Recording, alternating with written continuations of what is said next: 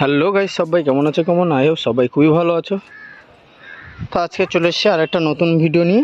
তা ভিডিওটা হচ্ছে পুরোটা দেখতে থাকো, বুঝতে পারবে। তা আমি তাও বলে দিচ্ছি, এটা হারকুলেসের মডেল এবং 235-এর। তা এই মডেলের উপরে একটা কাজ হবে, যেটা কাজ হচ্ছে টায়ার পাল্টানো হবে, টিউবটাকে লিক মারা হবে। আর কাজটা কিভাবে হয় দেখো, এটা খুবই মোটা চাকা। এর আগে ছেড়েছি সেটা পিছনের চাকা ছিল, আর পিছনের চাকার কাজ আলাদা এবং সামনের চাকার কাজ আলাদা। তা যাই হোক না কেন, পিছনের চাকার কাজটা অলরেডি দেখতে থাকো এবং কেউ স্কিপ করে দেখবে না, পুরোটা দেখার চেষ্টা করবে। আর একটা কথা বলে রাখি, চ্যানেলে নতুন থাকলে চ্যানেলটিকে অবশ্যই সাবস্ক্রাইব করবে, লাইক কমেন্ট শেয়ার করতে একবারও ভুলবে না। ফেসবুক থেকে যারা দেখছো, ফেসবুকটাকে অবশ্যই ফলো করে নেবে, লাইক কমেন্ট শেয়ার অবশ্যই করবে।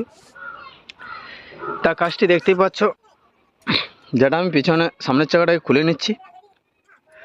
তা সামনের চাকাটাকে খোলার পর আমি টায়ারটাকে কীভাবে খোলাটা ফ্যাক নয়, এই জন্য ভিডিওটা ঠিকভাবে স্পষ্ট ওঠেনি। চাকাটা খোলাটা সেরকম একটা ফ্যাক্ট নয়, তোমরা জানো। পিছনের চাকাটা হলে তাহলে আমি দেখাতাম। তা এটা হচ্ছে টায়ারটা কীভাবে লাগানো হবে এবং লিকটা কীভাবে মারা হবে, ওইটাই হচ্ছে ব্যাপার। তা টায়ারটা খুবই নষ্ট হয়ে গেছে, কোম্পানি টায়ার দিয়েছিল। তা একটা কথা বলে রাখি বন্ধুরা, তা যখনই তোমরা হারকুলেসের মডেল নাও বা যে কোনো মডেলকে নেওয়ার চেষ্টা করো, সে যাই হোক, মোটামুটি মডেলটা যেন বডিটা ভালো হয় এবং টায়ারটা যেন দামি দেওয়া থাকে, সেরকমভাবে নেওয়ার চেষ্টা করবে। দাম কম বেশির উপরে কিন্তু টায়ারের উপরে কমা এবং দামি হয়ে যায়। তা যারা বলে যে আমি এত কম টাকায় পেয়েছি, তাদের টায়ারগুলো খুবই কমা দেওয়া থাকে।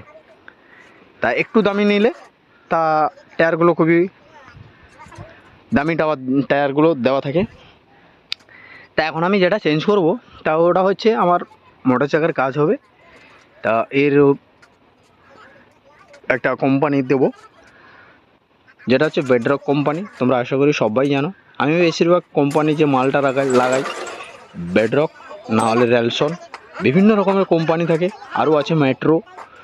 এই সব কোম্পানিগুলো খুবই ভালো কোম্পানি। তা আমি এখন টায়ারটাকে বার করবো। টায়ারটা খুবই কাদা হয়ে আছে।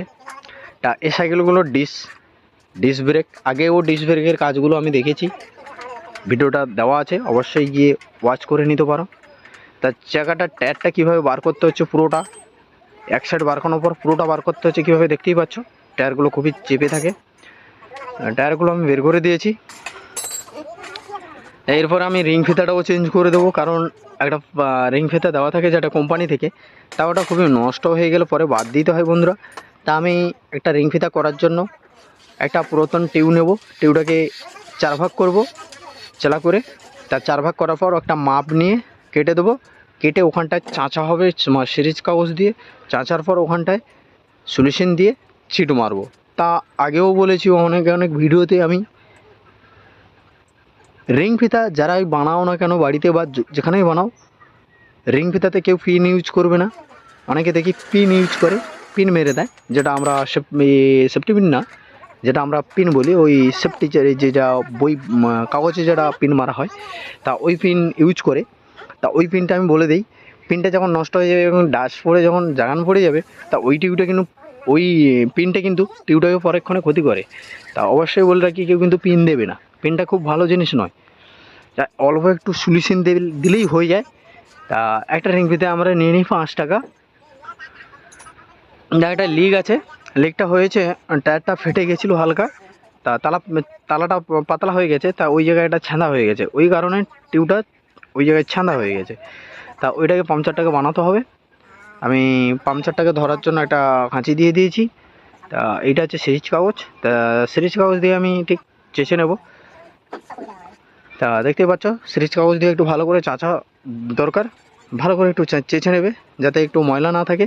তা সিরিজ কাগজটা ইউজ করার উদ্দেশ্য একটাই, টিউবটাকে চেঁচে ময়লাটাকে পরিষ্কার করা। এইটা হচ্ছে সিরিজ কাগজের কাজ। আর ছিটটা হচ্ছে যেটা সলিউশন দেওয়া হয়, এবং ওখানটায় একটা টিকলি ব্যবহার করি আমরা। তা ওই সলিউশনটা ভালো করে দিয়ে একটু ঘষতে হয়, একটু বেশি করে সলিউশন দেবে। অনেকেরা দেখেছি আমি, লিক যারা মারে, অনেক কেস আমার কাছে এসেছে এই লিক মারার কেসগুলো। তা লিক কিন্তু অনেক ক্ষেত্রে আমার কাছে যেটা আসে, তা ওই লিকগুলো কিন্তু লিক মারার পর ঘন্টাখানেক পর কিন্তু লিক উঠে যায়। কারণ একটা বলে দিই বন্ধুরা, একটা কথা হচ্ছে, লিক মারার সময় একটু সলিউশনে একটু বেশি দিতে হয়, কারণ যাতে চিটটা একটু ভালোভাবে ধরে। তার সলিউশন কমের কারণে কিন্তু লিক উঠে যায়। আরেকটা দ্বিতীয় কথা হচ্ছে, লিক মারার পর কিন্তু ওখানটা একটু হালকা করে বাড্ঢে দিতে হয়। তার উপরে বাড্ঢে দিলে কিন্তু টিউবটার লিকটা কিন্তু সেট হয়ে যাবে, নাহলে ওই জায়গায় বাতাস পাস করে তা ওই টিকলিটা উঠে যায়।